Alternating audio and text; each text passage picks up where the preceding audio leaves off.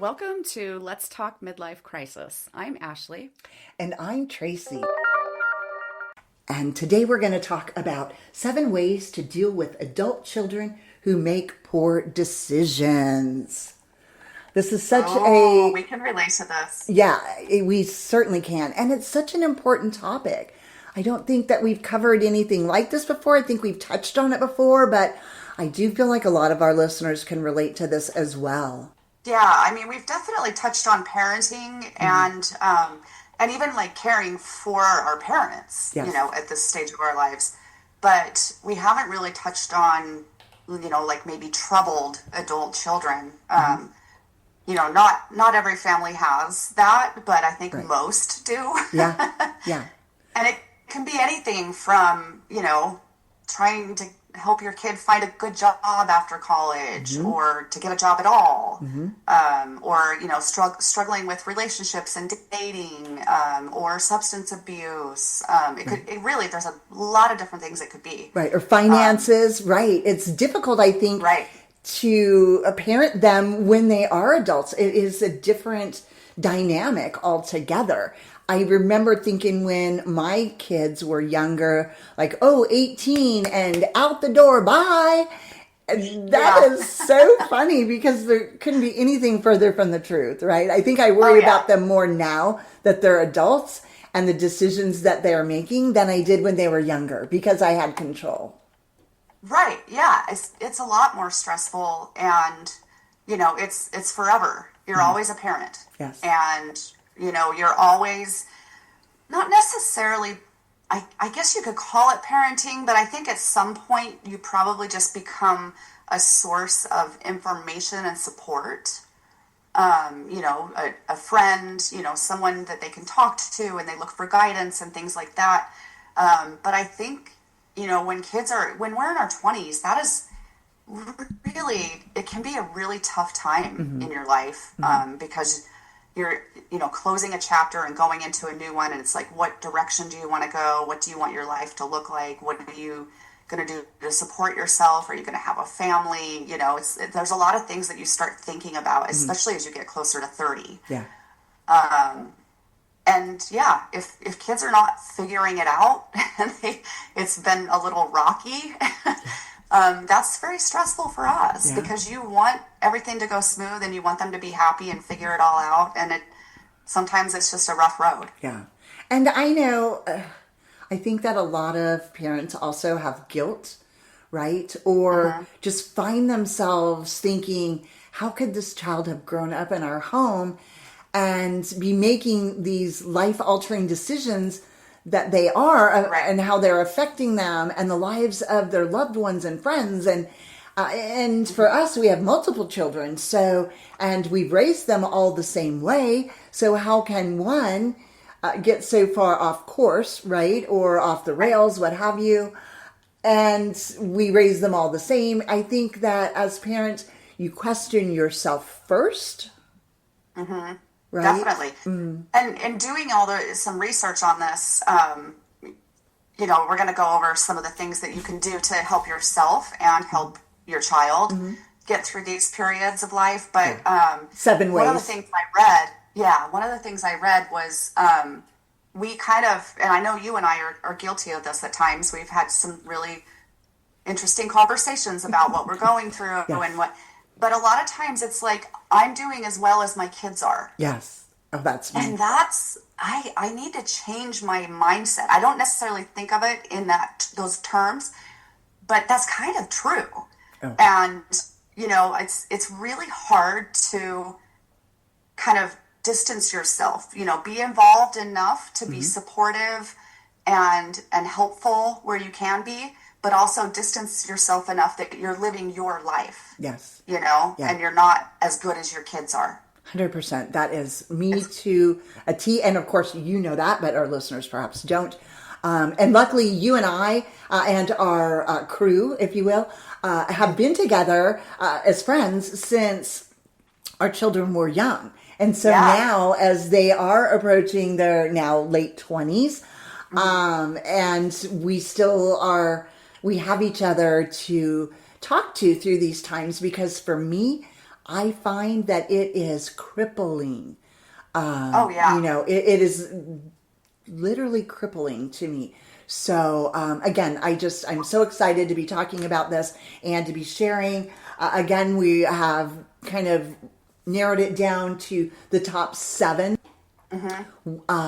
things to focus on and ways to help yourself, the adults, right, while helping your children as well. So, yeah. Right. And then the number one thing that they say is to communicate. And that means with your child, but I think also, like you said, with your friends and like you, I find it very helpful that you've known my kids since they were pretty young. Yeah. So, because some of these things can be really hard to talk to people about, and you don't want them to judge your kids or view them in a different way. But I think because or judge children, yeah. And anyone that didn't know them growing up might, do that, which is natural, I think. But because we know our kids, we've known them for so long, it's like, I know who they really are. Right. I know they're going through a tough time. I'm not judging them. You know what I mean? So it's a little bit different because it's like we're all family. Yes. And we're not judging each other either, which I think is really great about our community. And the community that we're trying to create with our podcast is a no judgment zone, right? It's a free zone. And because sometimes it can be embarrassing. What your children do and how it affects you. But 100% to communicate is the top number one recommendation, but also for those who are in therapy. And if not, perhaps it's a good time to get into therapy. I really liked one of our most recent guests, and Dr. Becky, and she talked about being in therapy when when there's nothing wrong, right? Right. Just to be in therapy when there's nothing wrong. But then when something does arise, you already have that, relationship and, perhaps some of the tools, right, from your therapy. So, yeah. Yeah, and I think it's something, too, that you should be really open with your kids about, because I think that, I think it's getting better, the stigma around, whether it be mental health or going to a therapist just, to kind of get through periods in your life. There's a stigma around it, what's wrong with you? And like you said, even if nothing's wrong, it's okay to go, because then when something does come up, you're kind of prepared. You understand yourself more and the way you deal with things and how you should. And I think it's important to share that with your kids, even if you're going and you just want them to know so they feel like, oh, I guess it's normal. It would be okay for me to go and get some help. And like I said, open communication, asking them what they're trying to accomplish, what they're doing to accomplish that. And if you're concerned about, some behaviors or choices, kind of expressing that, but not in a negative way, which can be really hard. But, we've joked several times, we try to share wisdom with our kids and like, trust me, I know, you just listen to me. Yeah. And we can say it till we're blue in the face, and then someone else tells them and it's gold, Exactly. It's like, okay. Exactly. And I think for me as well, something that I've known, so it's something about myself that I know, and every day, every month, every year, I try to get better, but it is what it is. And but for me, it's processing my own emotions in order to be as emotional as possible when I'm talking to them. So, and I always used to joke and say that, our family's the most dysfunctional family that there is.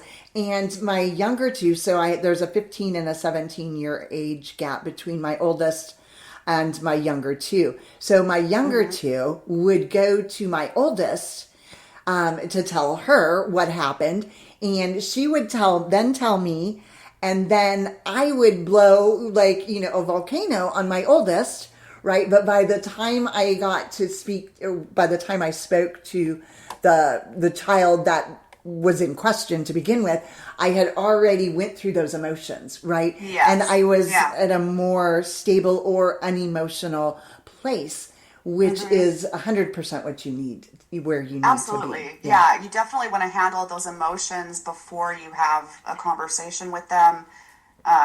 Because, most of the time, 99.9% of the time, anger doesn't really fix No. anything. No.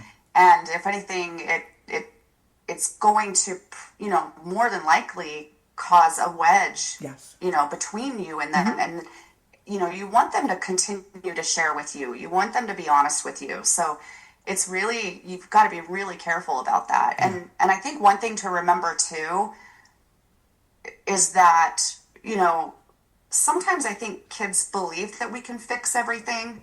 Sometimes I think they're just wanting to let you know, I messed up, and they just want someone to feel their frustration with them, And like, or I know listen. I did something wrong. Yeah. And it's just important as a parent, I think, to, remember you can't fix everything. And sometimes I'm definitely guilty of it, of just like, let me fix this, when I'm it a comes to fixer. finances or whatever. Let me just fix this. And we'll get to that being a fixer, as we continue to move forward through these So you have steps. you have to set boundaries around that. And also before that, which is, for me, is still a part of communication, is to not lecture or interrogation. And my kids call me the interrogator. And I'm like, what? I have to ask questions. I don't know what I don't know, so I have to ask questions. But 100%, don't be an interrogator. But also, to your point, setting boundaries is super important. Yeah, definitely. We can't be this person that's actually like managing their life. We're more like the coach, the cheerleader on the sideline, and we're, here for them when they need us. We'll do what we can to help, but we just can't fix everything, and they need to understand that, and more importantly, we need to. It's a fine line. It's really hard because like I said, I'm guilty of just, let me fix this, because I know you're stressed, and if you're stressed, I'm going to be stressed, so it's a lot of times it's hard to sit back and watch them make tough decisions that probably aren't going to end well. But all we can do is be the cheerleader. Yes. Yeah. And I am, again, I think that I just continue to evolve as I get older. I know where my weaknesses are, but it doesn't always help. And I've been fortunate that for the most part, my children don't treat me disrespectfully. And I think yours don't either. No matter what they're going through, there might be, a moment of emotion, right? But other than that, I don't think that our children treat us disrespectfully, which is great. And if they do, you do need to set boundaries, so that, they can be in your home and around you. And right. And I think establishing those boundaries is also important, because at some point, going back to being the fixer, like, at what point are you enabling them to keep this behavior up? Yes. So, you've got to avoid enabling. That's the number 3 point. Avoid enabling, and understand the difference between supporting them and helping them, as opposed to, fixing, enabling them to just make this decision again because mom will fix it. It will go away. Yeah. And I know that in addition to mental health, which is impacting our country significantly these days, as well as addictions, right? All kinds of addictive behavior. And you have to be willing to help them to get help that they need, but you can't support their habits, right? So it's a fine line, and you might think, well, I'm not supporting their habits, but with some behavior, right? Unless you set those boundaries, perhaps you're bailing them out constantly. Exactly. Yeah, exactly. And I think too, like, depending on what it is you're dealing with, whether it's, mental health or, finances or addiction, I think really before you have these serious conversations, it is important to educate yourself. One of the things that's been really helpful for me is that the therapist I go to can relate to some of the issues that my son's dealing with, which is really, she's given me some really good insight and advice on how to handle it, because it's very foreign to me. It's not something that I've really, you know, it's something that's been in my life, but I've never had to handle it this closely. Right.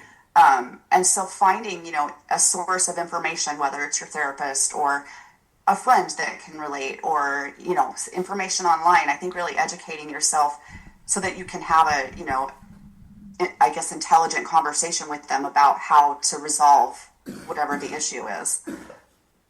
And two, I think when we were talking about, you know, setting boundaries and not enabling and things like that, you can't back down. Once you set those boundaries, you can't cave. Right. You've got to stick with them. Yes.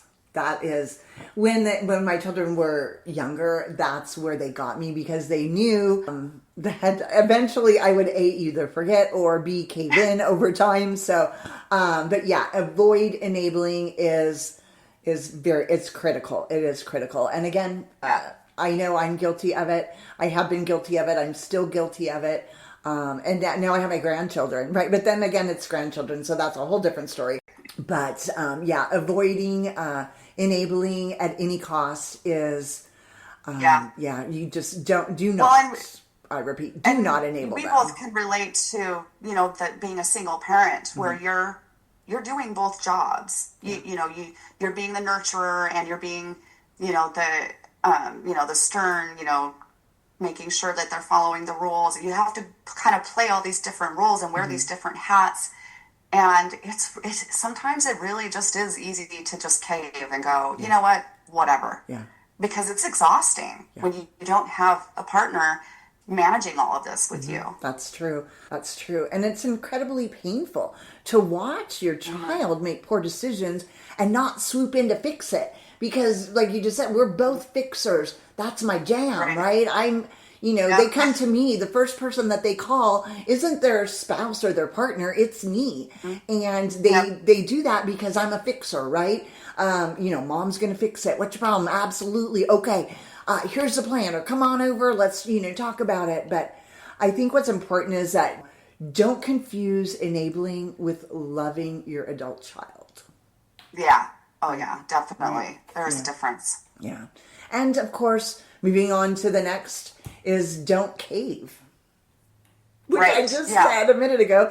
Clearly, I have a habit, a long tenure habit of caving in. Just being like, okay, right, all right, well, you're not grounded anymore, or, whatever, I'll help you, pay for XYZ, or, I'll pay for it, right. Yeah. But it's also, again, important to pull together a group of your most trusted friends to help support you and help you stay strong, right? Because we love our children, but we have to follow through on those commitments, to keep those boundaries in place and not rescue them. Yeah. But as a parent, it's so hard. It is. It's very hard. And I think too, because like you, my kids call me first, when there's something that they need help with or something's wrong. I think it's really important also, they should have a support system outside of just you. Right. They should have, someone else they can talk to, whether it's a friend or a partner or a therapist, whatever it is, that, because they need to understand as adults that you're harboring a lot when your kids are stressed. And it's not that I don't want to know they're stressed, but sometimes it's like you need to pick your battles, like which one, because if you throw it all, especially if like all of them are going through shit at the same time, it's like, oh my gosh, I don't know what to do. Yeah. And so to me, it's like, if it's something that I can't do anything about and you can vent to someone else, they need to understand that having a support group outside of you is really important. Yeah. 100%. Which is hard. I mean, that's, we have that. Yes. Thank goodness. Right. And that's why, again, we created this podcast, is because we knew that there were so many women out there in midlife that didn't have the support group that we have, and how much we value and are grateful for friends and our friendships and, our support system. So, and we are here. Reach out to us on our social channels. Send us an email if you are struggling. If you need support, we are here to help you. You don't necessarily have to come on the show. But we're happy to have you come on the show if you'd like. And we might even do a live episode coming up in the near future, so we can take calls. But in any event, find someone that you can talk to. And hopefully your adult children also have the support group or support of friends or, what have you, that they can reach out to as well. So, very important. Definitely. Very important. I think it's important to also point out, that as your kids are going through these challenges in their life, it's really easy to have this negativity, as because we're kind of wired to like see threats. Mm-hmm. And so you can be very negative and, tend to like overlook any positive things that are going on. So, if they're going through something really tough and you see that they're really struggling to get through it and make the right decisions, don't constantly bring up that negative part. Yeah. Look for the small wins. Mm-hmm. If it's sobriety and they made it, one day, I'm clean. I've been clean 1 day or 1 month and 3 days. Yes. That's huge. That's huge. Yep. And, maybe they fell off the wagon and they're starting over. It's okay. You're starting over. It's really important to also, remember that you've got to focus on the positive too, because otherwise it's just doom and gloom and it's, it's too hard to get through it. You've got to have some positivity. 100%. 100%. So the next one, September 5, is managing your emotions. And this is vital. It is just vital. We touched on it earlier. But you need to be able to process your emotions, but don't do it with your child. You need to process them prior to, addressing them, talking with them, whether that's a friend or counseling. Or just taking time to think about anger, it. Anger, and reassessing how you feel and grieving, whatever it is, all of those emotions. You just have to manage them and process them before you speak to your child about whatever it is, the decisions that they're making. And it could be financial decisions. Oh my goodness, there's so many adult children. Everything is so expensive out there, and you have to be very smart with your money. And maybe I'm a big believer of budgeting, right? Like I have this huge Excel sheet and I've had it for years and it actually carries over year. But I have everything in the Excel, sheet, and I live by a budget, right? And I don't spend a zero, but, sometimes maybe your adult children are coming to you, month over month. And, this happened. There's always something that happens, right? Right. And if you don't have that savings in place for those emergencies, or your credit cards get out of control with all of those shiny things that tempt you, right? When you're shopping or online or whatever. But there's 100 different ways. There's just so many things that adult children, right? Decisions that they make that impact their parents, right? And I just think that that's one of them. Financial decisions is one of them. And unfortunately, they may buy that expensive car, right? And then unfortunately not be able to do anything after they buy that expensive car because all of their money's gone in car payments and insurance and gas and what have you. So then they come to you and, for extra money for spending money or food, for goodness sakes. But that's important too. Yeah, and number 6 says don't let their behavior put a damper on your love for them. Mm-hmm. That's a good one. That's very good. I personally can't imagine anything that my kids could do that would change my love for them. Me too. I can't think of anything. Yeah, me too. But I think maybe we both know or have heard of people that really don't speak to their children anymore. Yeah. And no, you and we can't even fathom that, right? I can't relate. Yeah, we can't relate to that, but it doesn't mean that it's not happening out there. And I understand where, people, I guess parents, my assumption would be that they just get to the point where they're just helpless. And in order for them to live their life, they just have to cut the cord and all connection connections, but neither you or I could do that. But I think it really is something that is important, because it's hard, not to take your child's behavior personally, right? Yeah, absolutely. It just is. I can think of a situation. This woman's daughter, she's got quite a few issues, but one of them is lying, constantly lying, and it's like, how I having a conversation every time. You have to wonder, like, are they being honest? And I can see like things like that where, even if it's behavior that's like negative and impacting you in a bad way, I can see how people might have to not necessarily completely cut the tie, but it's going to affect your relationship with them. Right. Yeah. And maybe not necessarily your love for them, but your relationship, Yeah. And those are really tough things to go through. I think in a situation like that, if I ever found myself in a situation like that, I would definitely have to go to therapy. I can't imagine being in that position, but it does happen, like you said. Yes. And it's important. They still need to know that there's nothing, they always need to know that there's nothing they could do to make you love them more or love them less, right? Your love as a parent is unconditional. Yeah, and the last one is kind of like we already kind of brought this up. Live your life. We often feel like we're only doing as well as our children are. Yes. And, I still find myself, doing that. I think I've gotten a little bit better.